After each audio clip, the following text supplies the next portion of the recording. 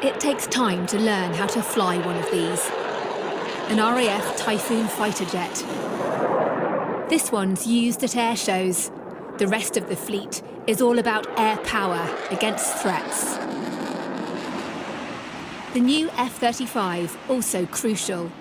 But leaked documents seen by Sky News reveal Britain's ability to train fast jet pilots to fly these aircraft is under huge strain. A measly 11 recruits will learn to operate them this year, despite capacity for almost 4 times that number.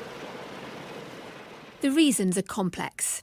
One of the files describes emerging issues with the key Hawk training jet, more than halving the length of time its engine will work. The document says the impact on the fast jet pathway will result in hold lengths for pilots increasing to around 12 months for the next year for some. There's also concern about highly qualified pilots choosing to quit the RAF for better paid jobs in the defence industry rather than staying on to operate jets and instruct recruits. The draw is so great from such a small pool, we're approaching a critical mass point.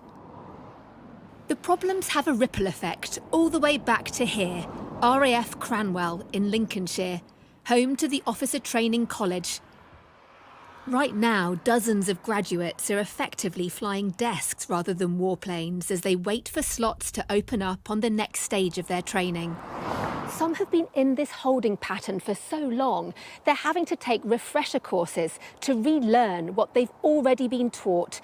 The situation is hugely demoralising for individual pilots, let alone what it's doing to the ability of the Air Force to fight in a crisis. Head of the RAF faced questions on her resignation from MPs. She determined, I understand, about 160 cases of positive discrimination had taken place.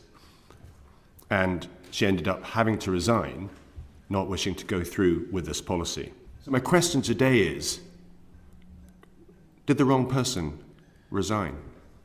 Some of what you said in your opening remarks implied that there were different standards applied, that there was active discrimination against people who, white men, but that was not the case. This was people within the organisation who felt that they were acting within the law. But Air Chief Marshal Sir Mike Wigston did admit his ambitious goals to improve diversity had been translated into unattainable targets for recruitment officers. That put intolerable stress on them, and that was a failing of the organisation, where an aspirational goal becomes an individual target.